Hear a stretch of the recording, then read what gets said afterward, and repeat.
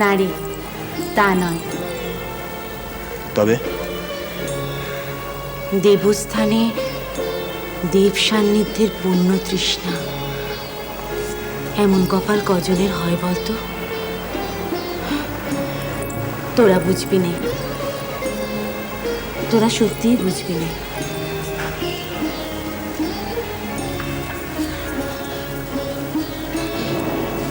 দেবতা চলেছেন দেবতার ঠাঁয়ে, ভগবান চলেছেন ভগবানের ঘরে, সঙ্গে নিয়েছেন আমাদের। এমন কপাল কজনের হয় ভূপা?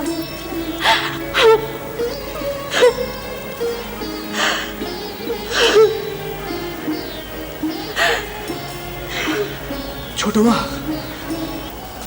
তো ভারী মুশকিল বড়বাবু। আচ্ছা, এমন করলে চলে? কেন কেন সমস্যাটা কি? আরে আমি তো এত কষ্ট করে ছোট মামাকে দেশগ্রাম থেকে উদ্ধার করে নিয়ে এলাম। কেন বাবা কি ভেসে যাচ্ছিলেন? কি অনেকটা সেই রকমই। বনের জলে? না, বানের জলে নয়, তবে ওই সংসারের স্রোতে। বলো কি? কি কাণ্ড! আপনারা তো তার মাপ জানেন না। হাহ। আর যত হ্যাপা তো আমাকেই সামলাতে হবে। বটে, এসো এসো এসো, শুনি কি তোমার ব্যাপার, কি হয়েছে বলো দেখিনি? এই আমি যদি না থাকতুম, তাহলে ছোট মামাকে কেউ উদ্ধার করে নিয়ে আসতে পারত?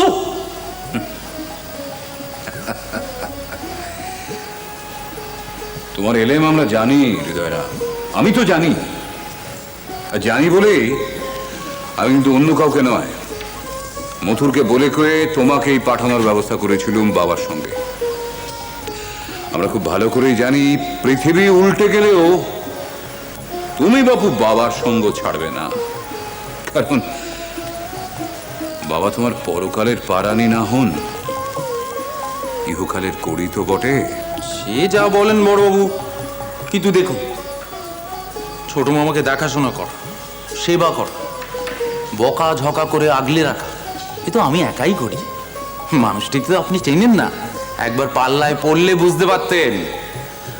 আর এখানে তো না হয় আমরা সবাই মিলে ধরে বেঁধে রাখি, কিন্তু সেখানে সবাই তো দেব দর্শন করার জন্য আসছে।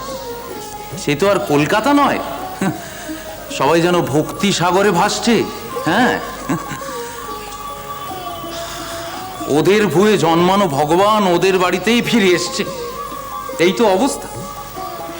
আচ্ছা, তা আসার সময় তোমরা মাকে নিয়ে এলে না কেন সঙ্গে করে? কি বলেন কি? কেন? মানে কারবারে গুনছুট বাঁধাবো নাকি? কিসের কারবার? হ্যাঁ, আগে না, মানে ওই তেনাকে এনে মন্দির লাটে তুলে আর কি। না না না, সে যেখানে পড়েছে পড়ে থাক, ওসব একেবারে মাথায় আনবেন। কেন বলো তো? না মানে ওই সংসারের খাঁচা একদূর বয়ে আনার কোনো মানেই হয় না। আমার আমার এমনিতেই অনেক শিক্ষা হয়ে গেছে, ছোট মামাকে রক্ষা করতেই হবে। শোনো, আগে কাছে এসো। বলুন। বলি ভক্তি না শক্তি? আগে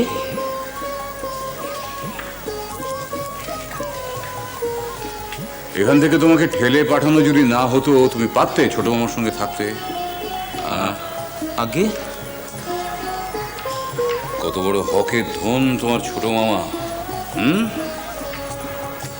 দিব্যি নেড়ে ছেড়ে তাকে খাচ্ছ তো? আগে কি বলছেন আপনি? আর কত দুইবে, কত দুইবে তাকে?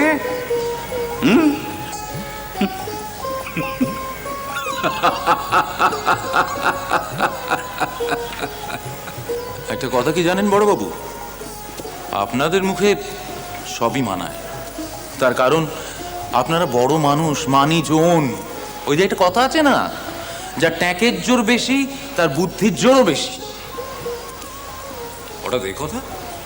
এই যে আমাদের বিগ্রহ, মানে ছোট মামার শ্রীরামকৃষ্ণ দেব, তাকে এখন আপনারা গয়না পরাচ্ছেন, সাজ পরাচ্ছেন, চোখ আঁকছেন, কিন্তু দেখুন তার পেছনে কিন্তু এতদিন আমিই ঠেকনা হয়ে আছি, এটা ভুলে যাবেন না। আমি ছোট মাপের মানুষ, তাই হয়তো ছোট মামাকে আগলে আগলে রাখার চেষ্টা করি, কিন্তু আরশিতে নিজের চেহারার কোনো ভিন্ন রূপ আমি দেখতে পাই না।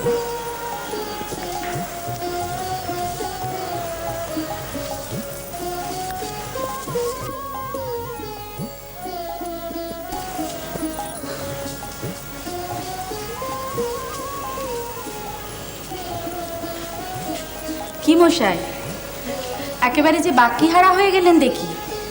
কথার আর জোগান নেই। ঠিক হয়েছে।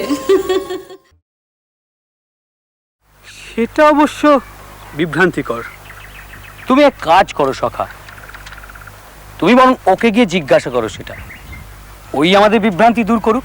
ঠিক আছে।